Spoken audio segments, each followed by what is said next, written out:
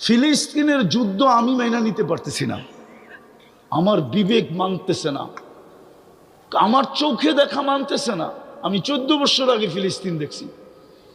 আমি তো দেখি খলিলের কবর, ওইখানে বোম ফাটে কি করে? কবর তো খলিলের, খলিল বুঝেন, ইব্রাহিম খলিলের কবর। আমি তো চোখে দেখা বলতেছি, কবর আমার সামনে, এখন আপনাকে দেখাইতে পারতেছি না। খলিলের কবর যেখানে, ওইখানে বোম ফাটে কি করে? মুসা আলাইহিস সালামের কবর যেখানে, ওইখানে বোম ফাটে কি করে? মুসলমানের প্রথম কেবলা যেখানে, ওইখানে বোম ফাটে কি করে? 70 জন নবীর কবর যেখানে এখনো চিহ্নিত, ওইখানে ফাটে কি করে?